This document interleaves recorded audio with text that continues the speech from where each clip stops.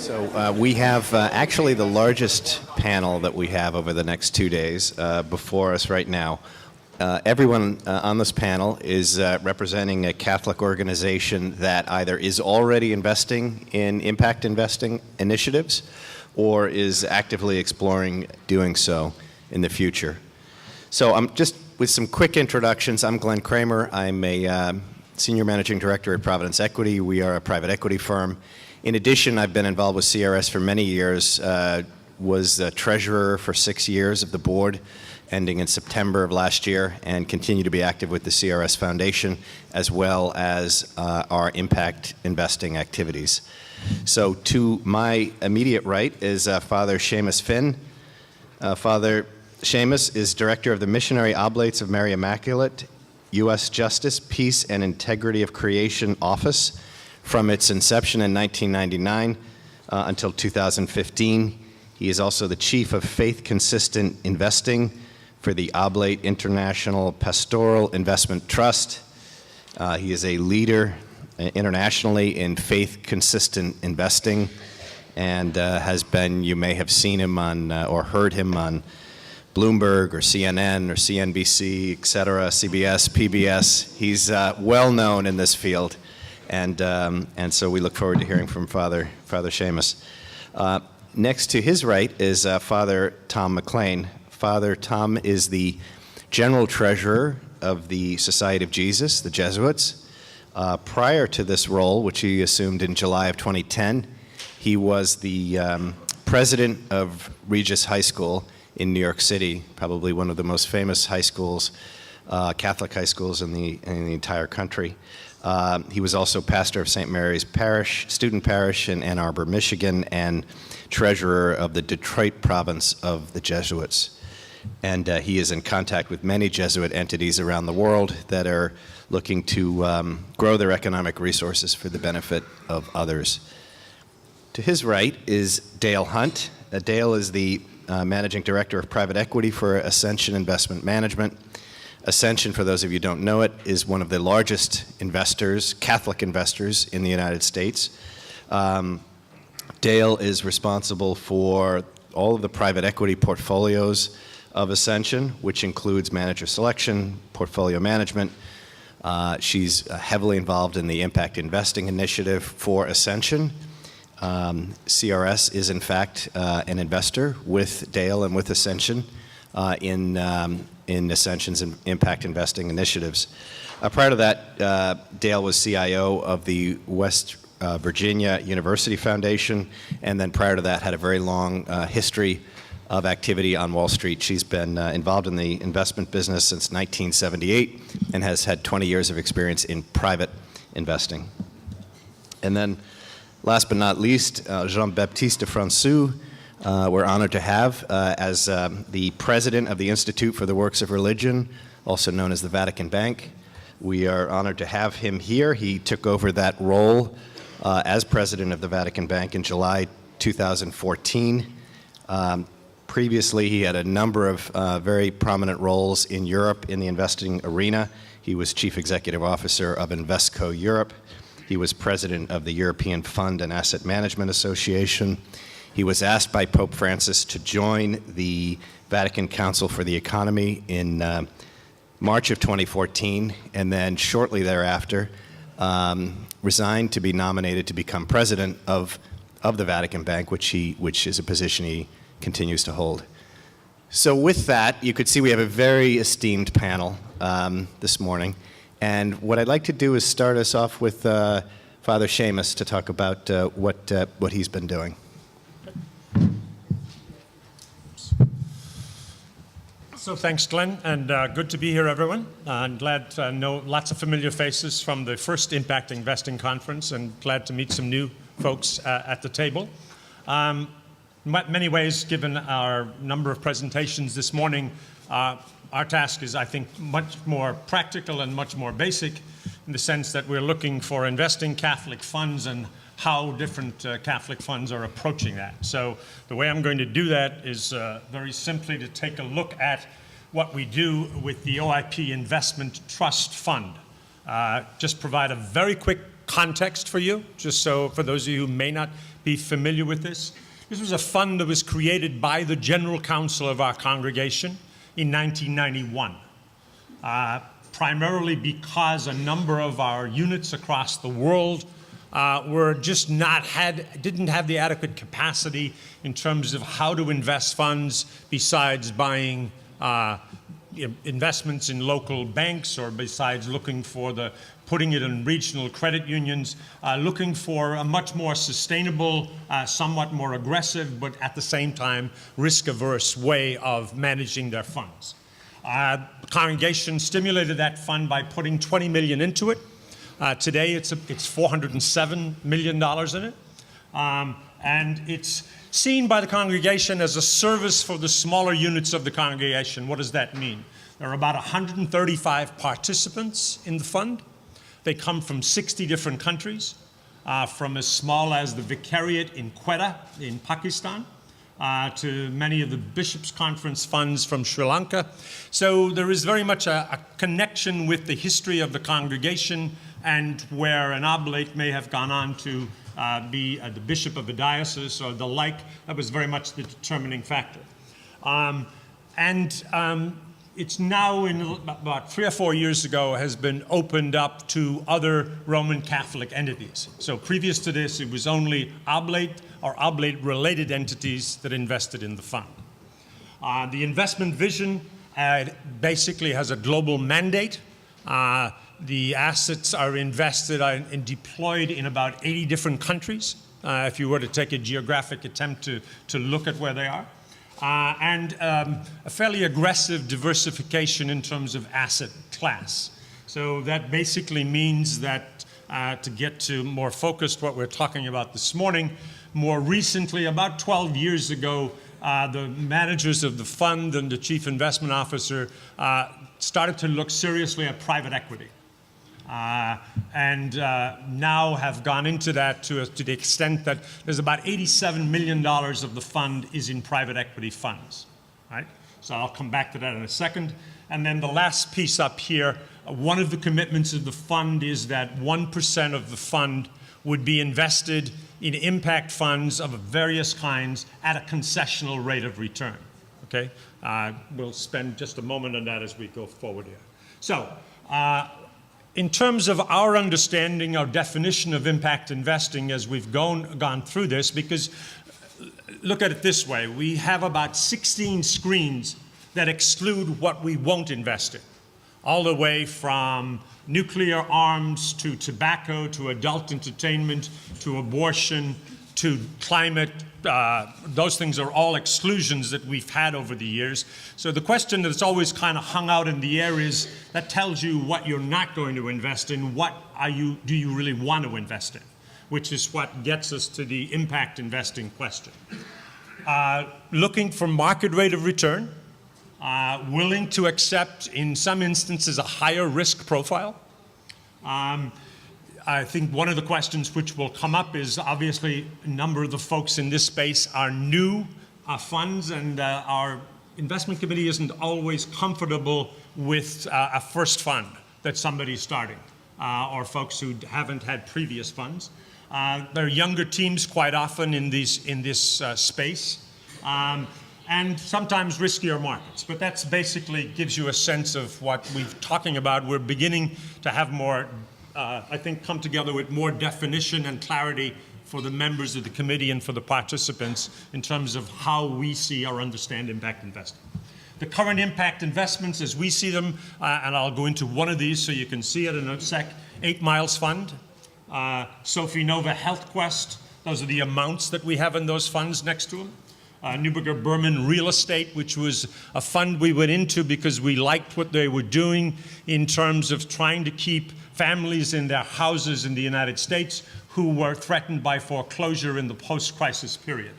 Elevar, I'll mention a little bit more, HealthQuest, Pembani, Remcro. So that is about $50 million of the fund is in where we consider the impact investing space. Let's focus on Elevar for 1 second. Elevar is, any folks in the room familiar with Elevar? I'm sure you are, so you know what we're talking about.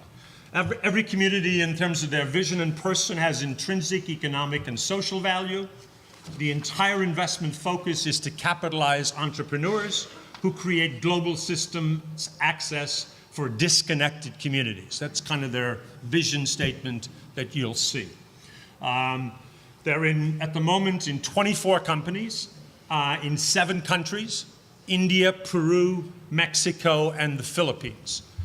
That's important from our perspective because when looking at some of these funds, we like to look at funds that may have an overlap with where we do have actually oblates or oblate colleagues on the ground. So when you look at India, Peru, Mexico, and the Philippines, we have a presence in each of those countries. So that will sometimes, is one of the criteria that's going to come up for discussion. If you want more details on Elevar, it's elevarequity.com. So Pembani Remgro is an impact infrastructure fund in Africa. This is just at the beginning, but we've made a commitment of $10 million to it.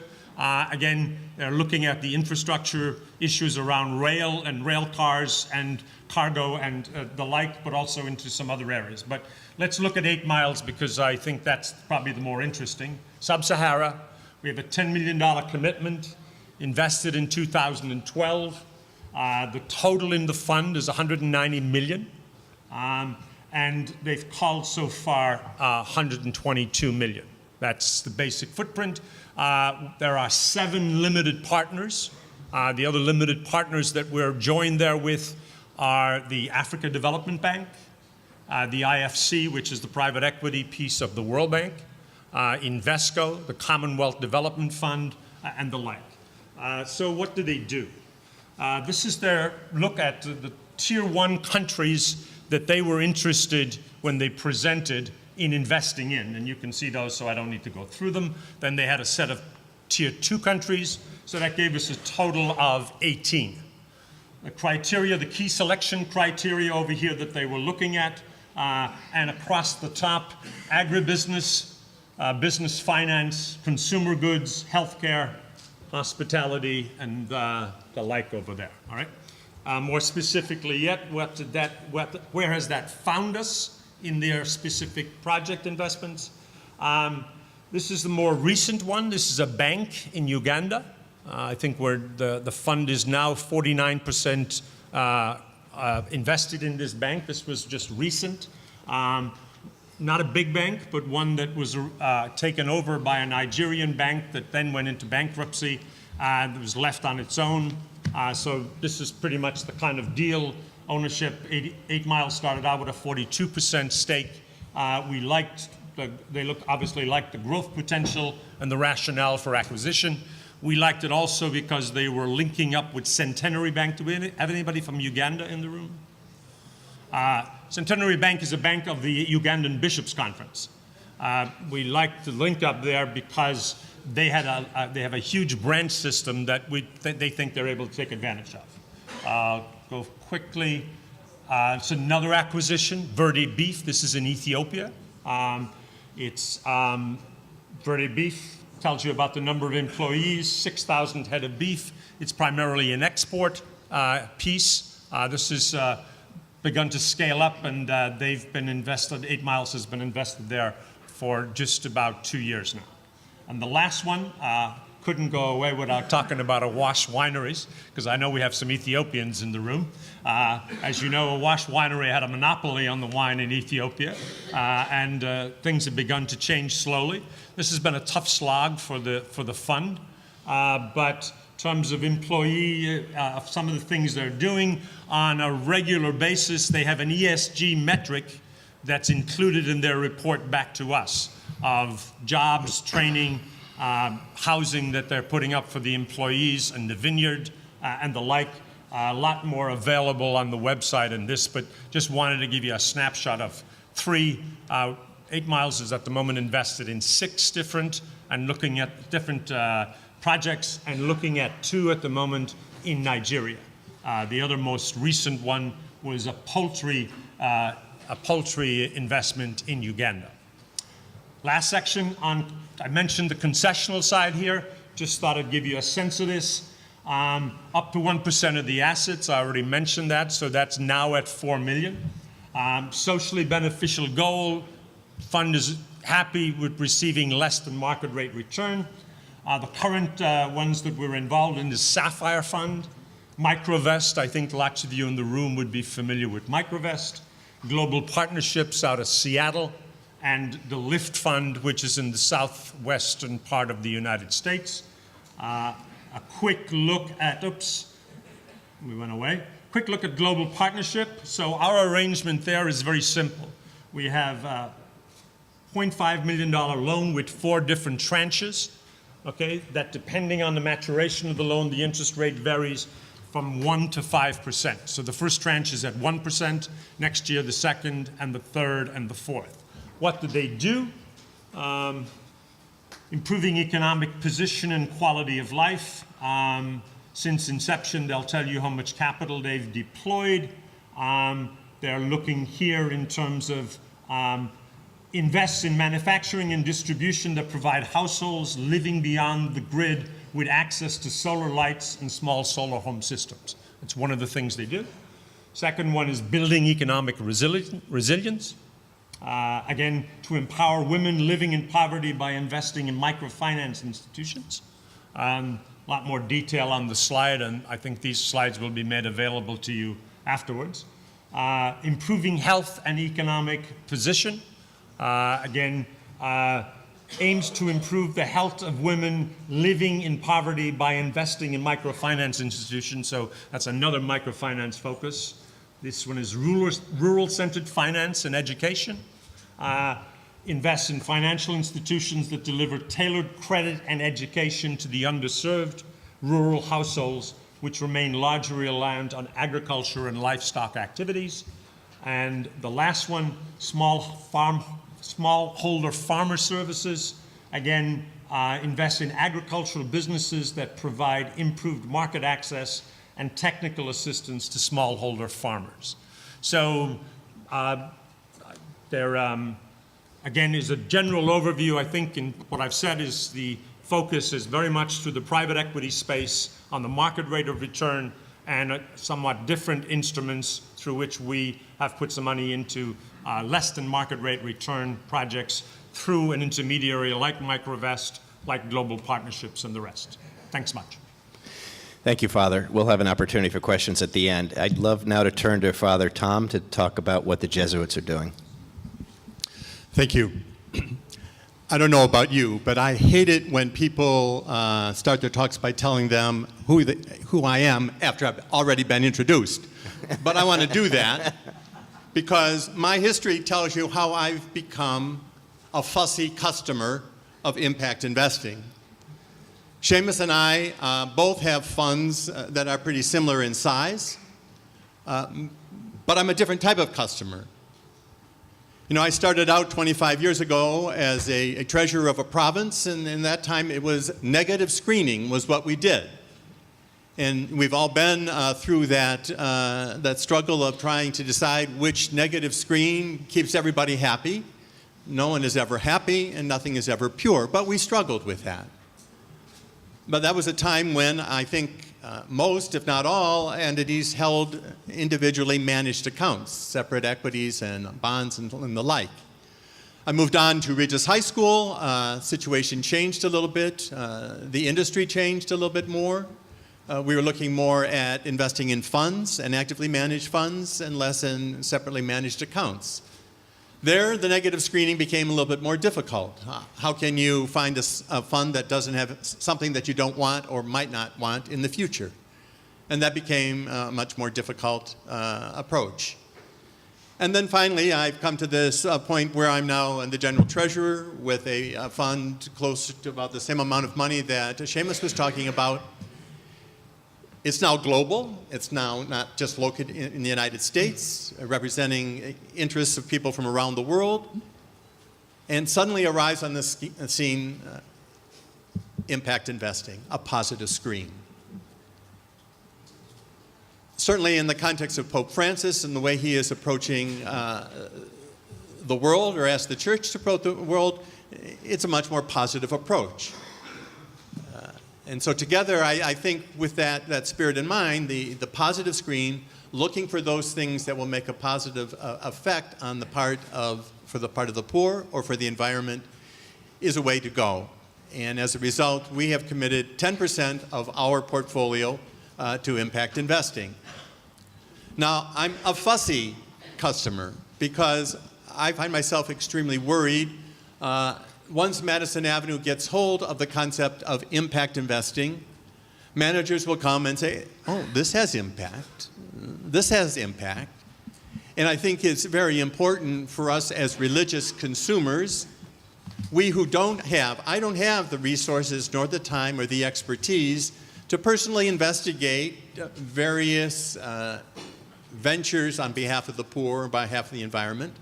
And I find myself having to rely on the advice of a consultant who has the team, the background, to vet various funds and businesses that do vet the funds to make sure that there's a consistent investment philosophy, that there's a discipline in adhering to the philosophy, and that there is a decent record of management and performance over time.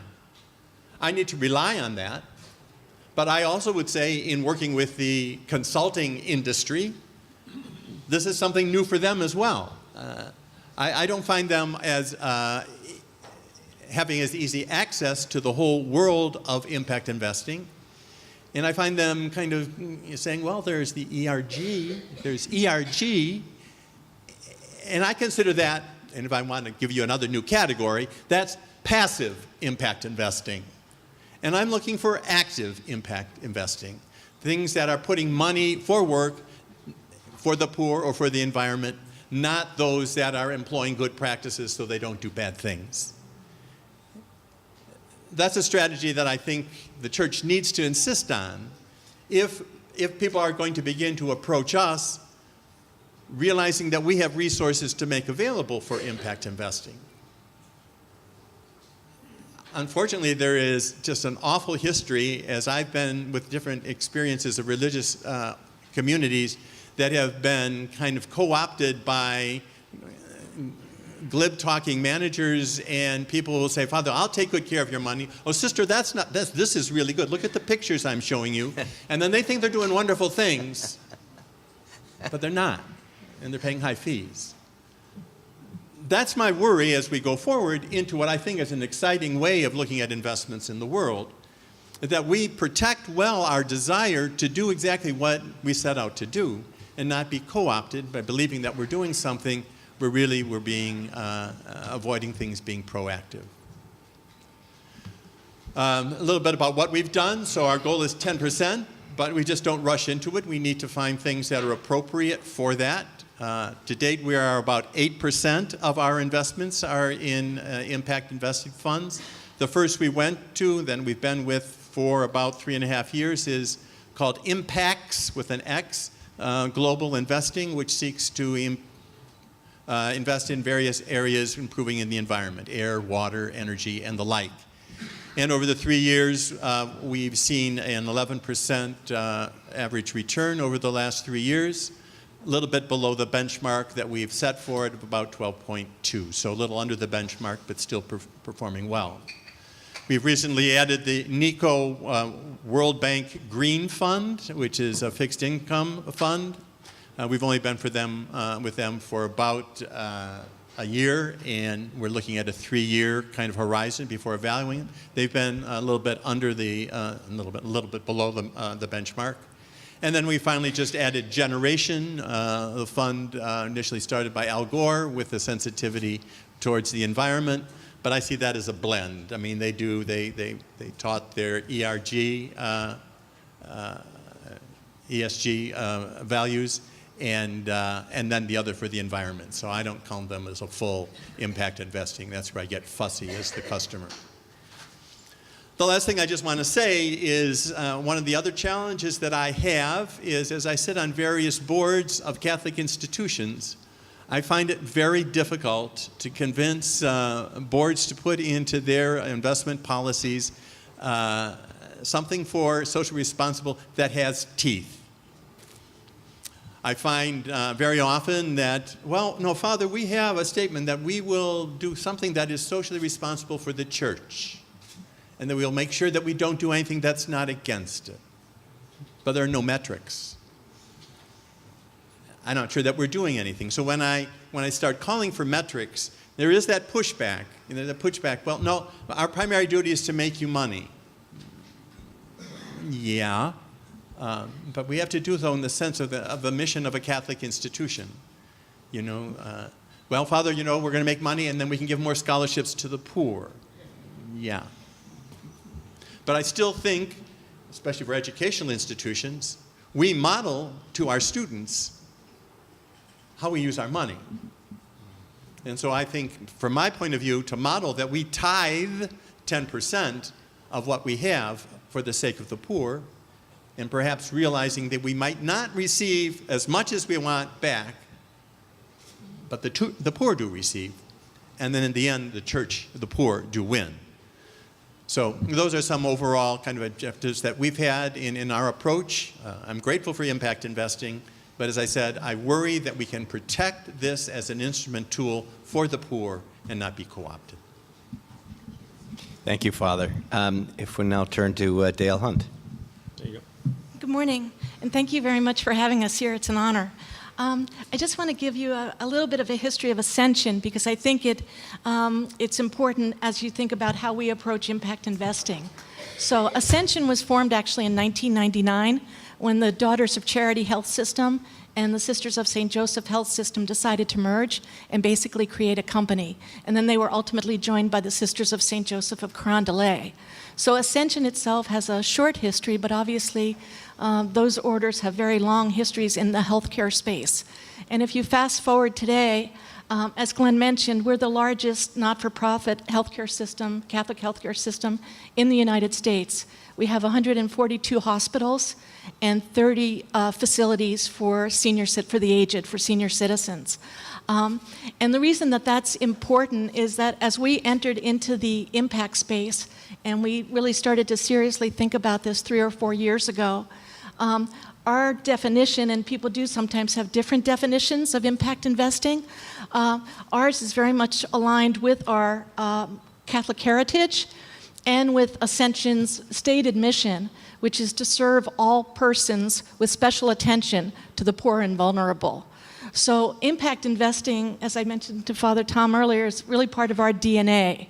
At Ascension, if you talk to our CEO, even though I'm in the investment management subsidiary, I think of myself as a caregiver, and that very much permeates everything we do, so I think that's important. Oops. So, as I said, those are our impact objectives. You can see that what I just stated is aligned with Ascension's mission. Our goal is really to make investments that we will believe that will be beneficial both from a social perspective or an environmental perspective, but which do deliver what we call a market-based return. And we are firm believers that we can generate the types of returns that we can get from our traditional investments from our impact investments. Our strategy is to focus on private funds, so we don't buy public equities yet. We do have screens. All of Ascension's portfolios, even traditional portfolios, have socially responsible guidelines. So we have separate accounts for all of our equities, fixed income, where it's basically the negative screen, where we won't invest in certain sectors. But in terms of here, what we're looking to do here is invest in private funds that, and you'll see on the left, there are some of the social areas that we're focused on, things like food and nutrition, affordable housing, healthcare, education, and then on the environmental side, conservation, water, and those areas. So those are the areas where we're focused, and we do this by investing private equity, private real assets, and private credit. So we are long-term investors. We invest in long-term funds, and as the prior panel talked about, we consider ourselves patient capital. So we started our impact program in 2014. We raised $50 million from 6 Catholic organizations. We've invested 43 of the $50 million to date in 5 funds, and we're working on we think will be our sixth and final investment, which will actually be a direct investment into a healthcare company in East Africa. And we're in the midst of doing due diligence on that now, and we hope to close that investment by the end of September. So our initial $50 million will have been invested then over a 2-year time frame, and then hopefully we'll move on to the next one. The other thing I should tell you is that each one of the 6 institutions in our fund, we meet with them quarterly. They have input in advance of any investment we do, so we review each of our investments ahead of time with our advisory committee so that they can really opine on whether they think it's meeting their definition of impact. Really, again, to Father Tom's point. So this is a list of the 5 funds that we've done so far. You can see that it covers the spectrum of food production, ag, housing, renewable energy, financial services, and then the final one, which will be a healthcare investment. And I'll just briefly go through each of those. So the first fund is an emerging markets food production fund. So we realize that food safety, food security is a global priority, particularly in developing countries. So our goal was to see if we could find a way to invest in the production and delivery of food into these markets that would be nutritious, safe, quality, high quality.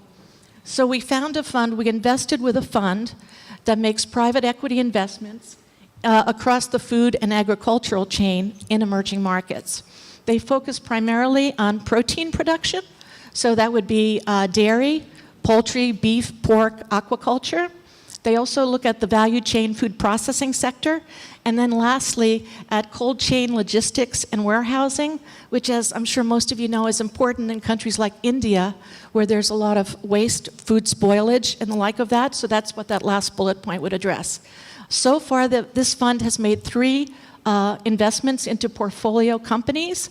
The example I put up here is they've started, as we call it a greenfield investment. So they've started a new company. It's going to be a dairy company. They're building 5 farms in Inner Mongolia to produce high-quality, safe milk. So that's the goal. Just to give you a little bit of background, we know this group. We knew this group before we did our impact fund, and they did an exact same investment in their prior fund. So we were able to see how they demonstrated both financial returns as well as the metrics.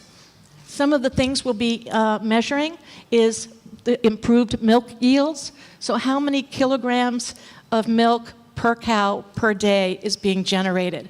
So in China, for example, the amount of milk that a cow produces is less than half of what it would produce in the US or Canada. And so what we're looking to do is get that yield up from 16 kilograms a day to 32, 34 kilograms a day. The other thing we'll be doing is measuring animal nutrition or animal disease. We want to reduce animal disease because that obviously affects the amount of production as well as the quality of the milk. The other thing that we're going to be focused on is sustainability. So how much of the solid waste is actually being converted into compost? And lastly, these farms each have biodigesters on it. So basically what they're doing is they're converting into energy this waste. And so we'll be measuring how much of the farms themselves are self-sufficient from an energy perspective by using some of this conversion. So that's the first fund we went into. The next one is a technology-focused fund. And not a lot of attention has been spent, not a lot of dollars or capital has been spent really on technology in the food and ag space, but yet we know that there's a huge demand for innovation. And by introducing technology, we think that we can really improve the food chain. So what we did is we wanted to find a manager that would develop technological solutions to things like crop production, water, food, nutrition, and the like of that. And we identified a fund in Chicago that does that. And so they today have already about 10 or 12 investments. These are very, very small investments in newly formed companies. So largely unproven in many respects. The one company I put up there is a San Francisco-based company that's developing a crop enhancement product using less water, basically. It's a water efficiency tool. They call it more crop per drop, is what they're trying to achieve, per drop of water. And so the first instance, again, this is an early stage, newly formed company. So our first metric is actually product sales. Can they commercialize this product? Will the farmers buy it? So that'll be our first metric. And then we'll measure, has there really been improved crop yields, but using less water? And that'll be the next step. So again, this is a very early stage fund. This one, of all of the funds that we invested in, will probably take the longest to mature. The next fund we invested in was a low middle income housing fund in Latin America. And as you know, particularly in the urban areas of Latin America, there's a real shortage of acceptable housing in these areas. So we wanted to invest and develop a housing stock that we felt was safe, affordable, and also that has all the necessary infrastructure to provide clean water, electricity. And then the second point we make there is about communities. We also wanted to develop communities that would have green spaces, that would be safe and have some kind of security, that would have playgrounds for the children, access to transportation so the people could get to work, churches and the like of that. So this fund has already started to invest. The example I put up there is one development that they are building in Trujillo, Peru. It's largely for agricultural workers. They're building 2,500 units that'll be sold at an average price of $8,500 a unit. And so there we'll be measuring the number of units sold, the average price, eventually the hopefully the average wage of the people that are living there. And so this is the first real estate related investment that we made. And then an African renewable energy strategy. So as most of you know, the lack of energy in Africa is a problem, lack of power. There are blackouts and shortages every day. So we decided we wanted to find a way that we could invest along somebody that was coming up with alternative renewable energy sources. So this is actually not a fund. We are investing alongside a company that develops these projects.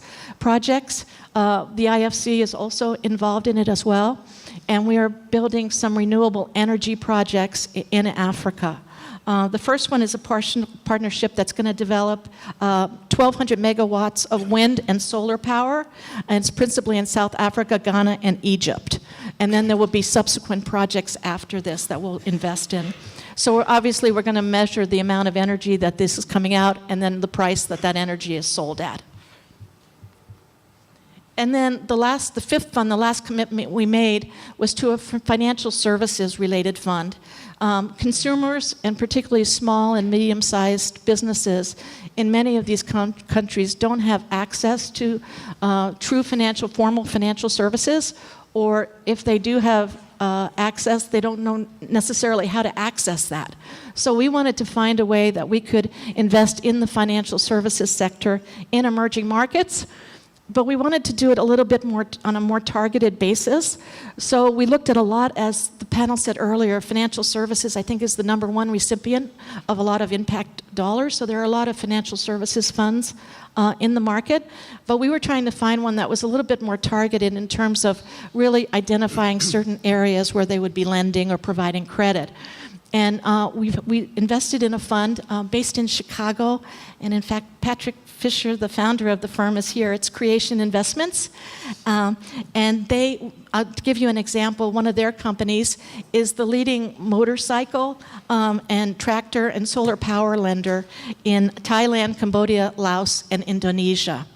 And in these countries, by providing things like vehicle finance, equipment finance, household finance, those are the things that can help people really generate income and improve their lifestyle. So it's very, very targeted. But providing someone with transportation is a differentiator in their lives. So this is the first investment that we made in the financial services sector. Obviously, we'll be measuring the number of clients, the average loan size, the quality of the loan book, and how does that loan book grow year to year.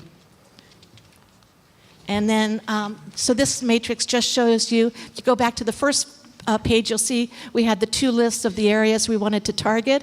We think we've ticked most of those boxes with the exception of education. We did not find education fund for us to invest in this fund.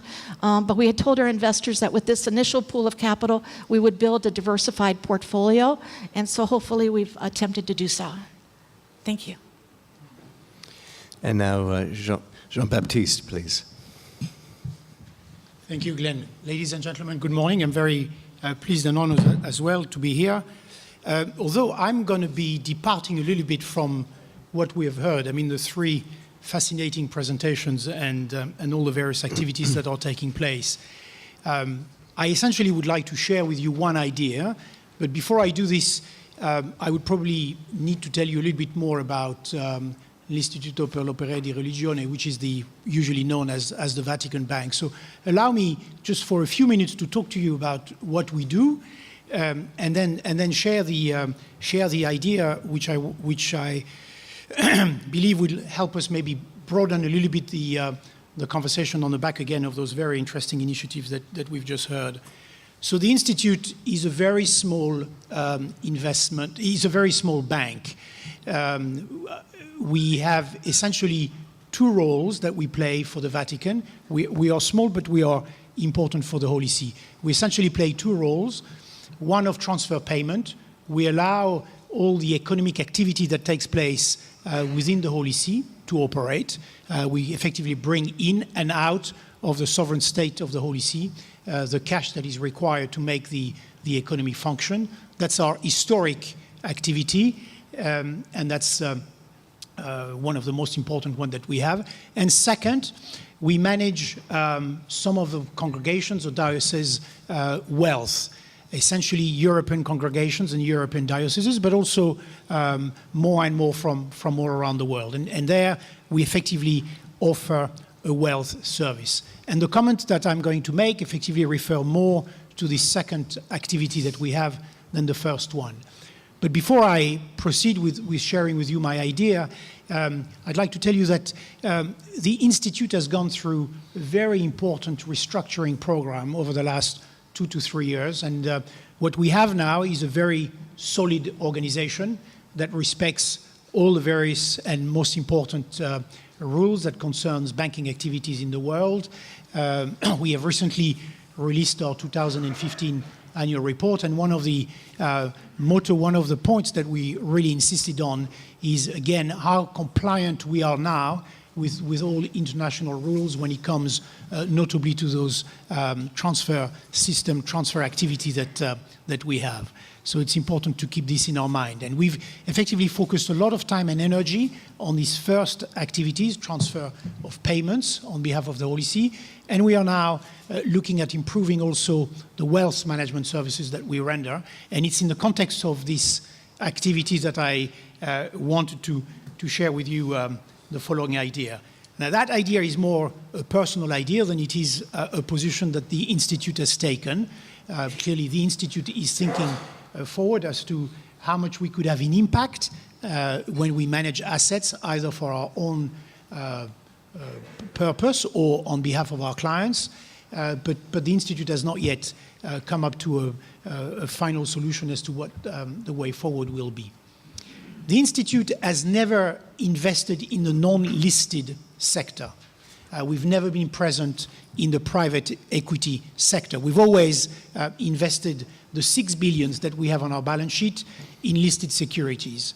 When I took over the chairmanship of the bank about 2 years ago, one of the first things we did, given the financial and economic circumstances at the time, was to fundamentally reduce the equity portion of our investment. So today we are essentially invested in sovereign fixed income. And that means that the very few initiatives that we had taken in terms of trying to become more socially responsible in equity investing have really came to a halt because we are not today, we hardly have any, probably not more than just a couple of percentage points invested in equities. But as I said, the board is very much trying to agree on what could be a position for the institute going forward. So we are predominantly a fixed income invested house today, and we are looking forward to probably not in the too near distant future when we will have to invest again in equities, given the current yield markets and the current economic circumstances. So what is the idea?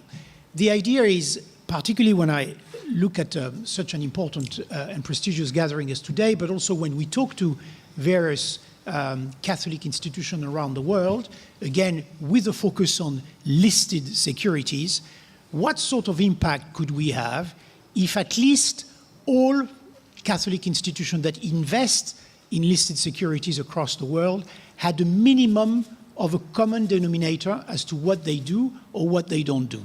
I think hoping that everybody would follow exactly the same rules in terms of socially Catholic responsible investment criteria is probably very, very difficult to achieve. But if we could have an approach whereby all major institutions of the Catholic faith who invest in listed securities take at least a common denominator, meaning at least 20 or 30% of every major investment decision that they take are shared or common, I think the impact we could have on the listed financial markets, on the listed security, would be tremendous. I mean, when you look at all the money coming from Catholic institutions that is invested in the securities market today, you're probably looking at hundreds of billions of euros, if not potentially thousands of billions of euros. And if we could at least share a minimum of common values when it comes to protecting the human life, protecting the human dignity, reducing arms production, pursuing economic justice, protecting the environment, and encouraging corporate responsibility, if all those institutions shared a minimum of values along the lines of what I've just said, when they invest in the stock market, the impact that we could have on listed companies, on those organizations that are looking to financial markets to finance their growth, I think we would certainly have a tremendous impact when it comes to investing Catholic fund for impact. Not directly responding to today's question, which is achieving impact for the poor, but certainly investing Catholic fund with impact on the financial markets. And ultimately, I think this joins the ultimate aim that this conference is looking at. Thank you. Thank you. Thank you very much. Let me thank you to everyone.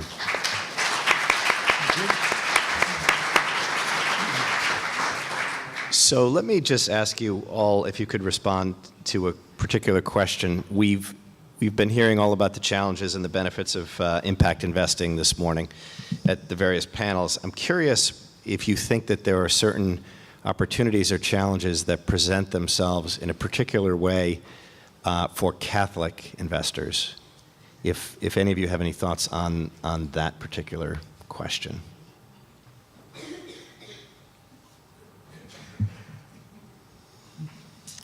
Anything particularly for Catholic investors that's different than a non-Catholic investor, if there is anything? Well, I have to believe that, you know, our history of social justice and the whole approach that the Church has directs our attention in a certain area. And that's where we're looking. And that's where I want to argue for a much more strict definition of what we are about. I don't want to be co-opted by guilt, you know. I want to do this because I want to do good for somebody in the context of the tradition of the social teachings of the Church. And let that be the guiding light in terms of what it is that we're looking to do and how we want to improve the situations for the poor, not for those who want to make themselves rich off the poor. I would say that I think the challenge that certainly we face, and I think all Catholic investors face, is how you take the principles of Catholic social teaching and bringing them down, you know, at least one or two levels into a way that then is practical and measurable about, and that you have some way of tagging that you are responding to those. I think we all do that. We do it. We look at Catholic social teaching principles. That's where we start. but then we're kind of pushed by those who do research to apply those screens to say, well, precisely what do you mean by that? So I think that's unique, and I think because Catholic social teaching comes out of the philosophical tradition as well as the biblical and the Catholic tradition, it offers that in general to the investing world. So I think that's, for me, is what is most unique about it. Dale? I just think from a practitioner standpoint, sanctity of life, preservation of life is critical. And so just from us, and we're a hospital organization, as an example, as a practical example, it's very difficult for us sometimes to invest in hospitals in certain markets if those hospitals do certain procedures. We just won't invest in them. And so we have to be really, really careful about that. It limits what we do in life sciences when it comes to embryonic stem cell research. We stay away from that.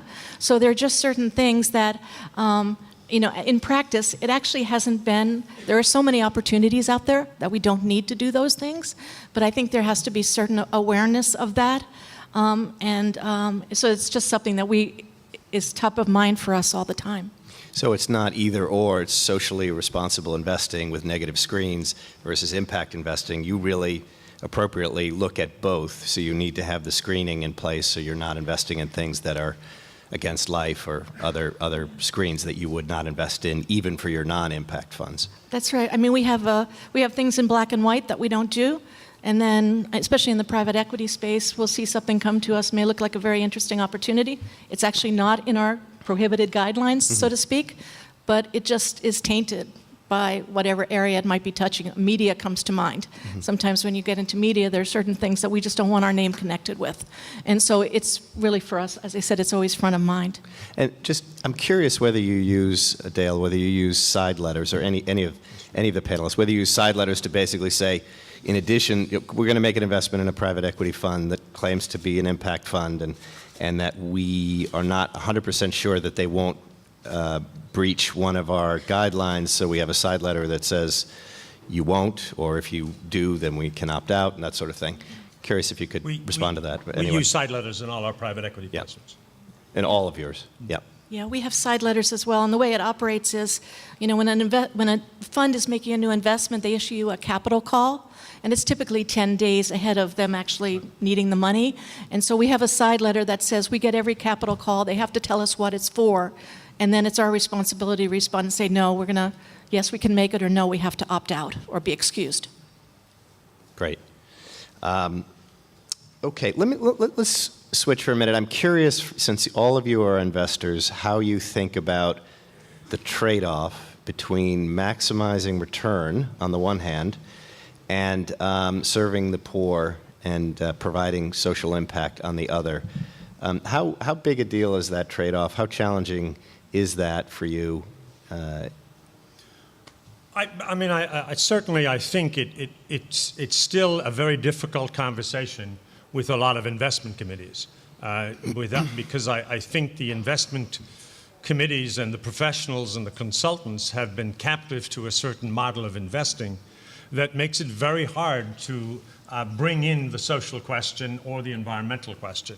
I think data and research and the academic research has helped us to move beyond that in a way that I think it's now demonstrated in so many research places that one doesn't have to sacrifice return because you exclude certain sectors from your investment or certain industries. So on the other side of it, our biggest challenge, I think, is, if I understand Pope Francis correctly, I think he's asking for a capitalism 2.0.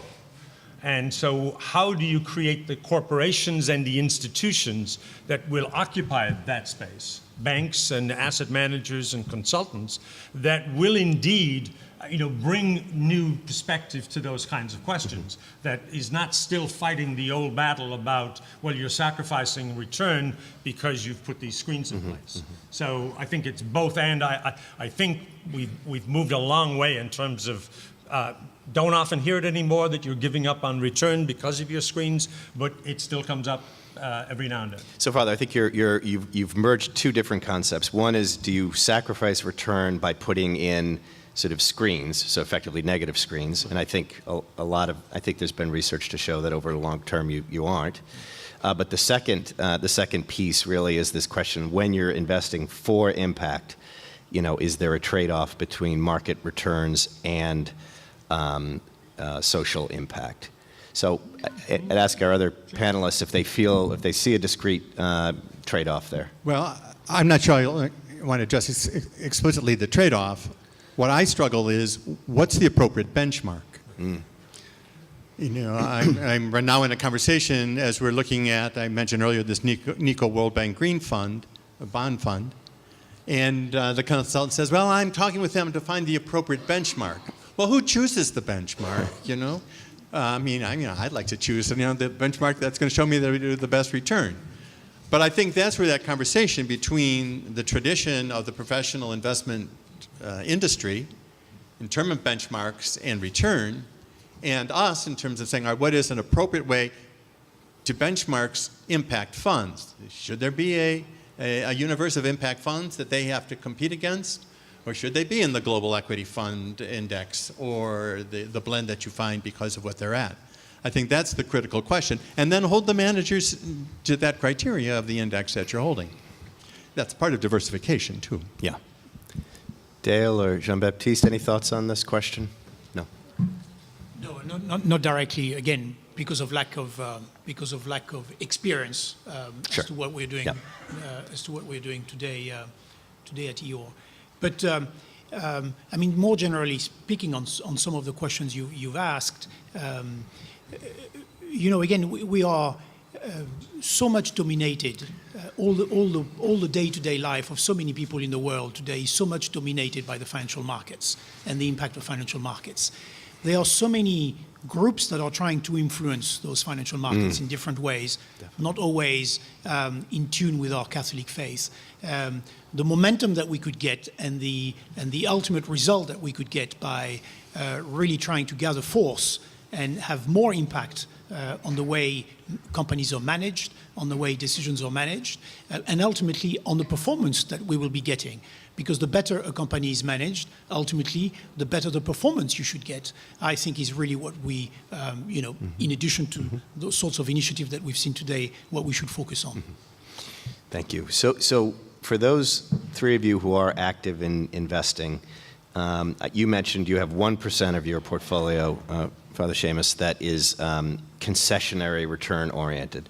So implicitly, the other 99% is market returns that you're seeking. Father Tom and Dale, I assume you're 100% market return oriented. 100%. Yeah, so that you're 100%. And Father Tom, do you have concessionary return strategies? We put that all in the context of the benchmark that we apply to the various elements of the fund. It's just that the Impacts Global Equity Fund is with the rest of our global equity, and we look at it in that context, and it's got to hold its own in that area. Right.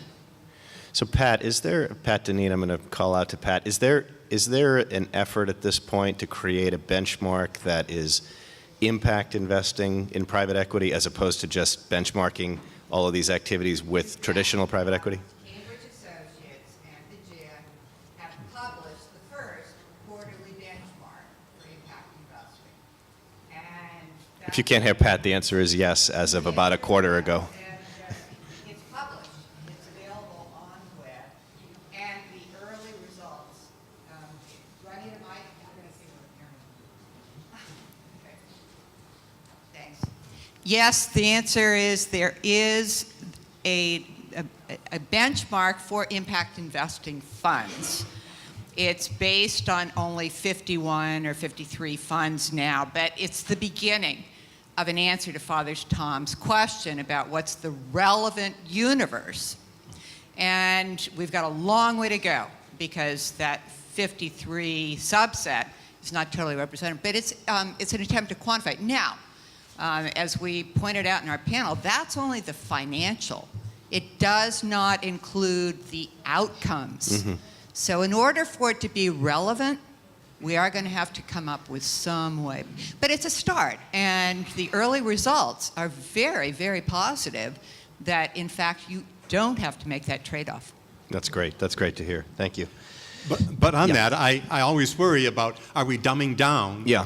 Giving them Yeah. the excuse, we'll put you with it's kind of the reverse discrimination, in terms of academic criterias. And so that's a concern that I would have as we set up their own little kind of, I know you're concerned about, and so is Cambridge Associates, and they compare it to a cohort of the traditional Yeah. index funds okay, as well. that's the control. That's the control, and that makes sense. I agree with you.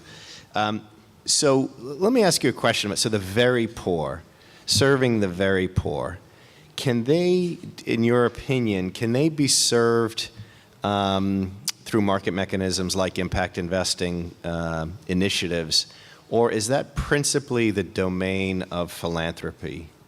How do you think about that?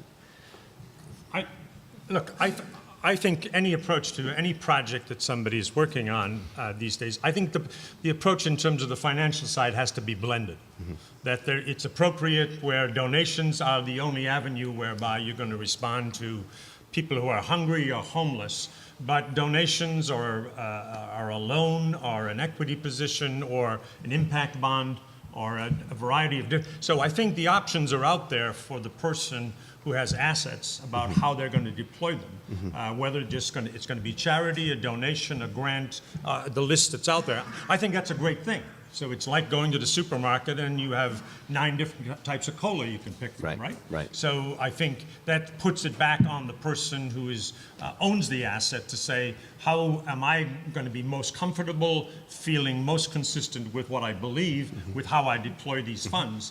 And I think that's a good thing. Anyone else have a thought on that? Serving the very poor and whether impact investing has as much of a role as philanthropy in that particular subset? No, I think you said it well. Yeah. Okay. I don't think they're kind of mutually exclusive. I think Right. there's a role for both. I mean, I always think of the example of, I know someone who, spent years of his own personal wealth in the area of malaria, fighting malaria in Africa, but it's things like, providing nets, simple things like that. That's philanthropy. But then there's investing in the company itself that's going to come up with the cure. And I think it's almost like a succession of events. Right. So we only have a few minutes left. I'd love to open it up to the audience if anyone has any questions for this esteemed panel. I see one in the back here. Hi, my name is Laure Semius. I'm the head of investments for Cordate, the Dutch Caritas. And what we've been actually struggling with, Cordate is active with investments since 20 years. And recently we've decided to start fundraising. And our aim is actually to invest for the poor, to support job creation in the most fragile and conflict-affected areas. But the struggle we have with our fundraising is that a lot of people have these benchmark, these market expectations. And the blended model, even though it's generally acknowledged that it is necessary and that you cannot function without it, very few investors are actually prepared to have slightly less return because we are active in more difficult contexts that are more expensive to manage. So I was wondering actually if you have a solution for that. How can we stimulate that understanding that higher risk is not necessarily higher return, but in our case actually lower return because higher costs of functioning? I think there's room for a lot of education in the space that you bring up, Laura. But I think most investment committees are looking at their fiduciary responsibility about how they handle the funds that they're looking at and how they're managed. And so if you're looking for a concessional rate of return, many of our organizations will put that into a different part of the organization, right? It's probably going to go into the mission area. So having that conversation with the investment committee is not always easy because it's not within their frame of reference. That's my experience. The question is, what is a concessionary rate? Because if you expect the market return to double digit and you come with a single digit, which is actually above 5%, for me, it's not a concessionary rate. So the whole question of the benchmark. Yeah, but I mean, our expectation is not double digit across all asset classes, right? So yes, there are some where that's the case, but it's not across all asset classes that somebody's expecting double digit return. I would say that 5% return, depending on the nature of the investment, is definitely a concessionary rate of return for the risk profile that you're talking about in some of these situations. So I agree it depends greatly on the type of product. If it's credit, that might be a different story depending on the country and so forth. But it really raises a question in my mind, Laura. When we say market returns versus concessionary returns, when you really adjust for risk, how many of these initiatives don't have at least a little bit of concessionary return baked into them? Because the reality is the risk in many of these countries of investing equity in some of these initiatives is really very high. So I don't know if anybody has a comment on that or a thought on that, but Well, I think it states the obvious that the poor are already at a disadvantage. For them to do a startup and to find someone that's going to have interest in them and to support them, they don't have the history, they don't have the structure. And I'm not sure how that gets developed so that they can fully participate in this new world of impact investing. so we're getting the high sign to stop. It's not the first time we've seen it either, so we better stop. So anyway, please give a round of applause to our panelists. Thank you.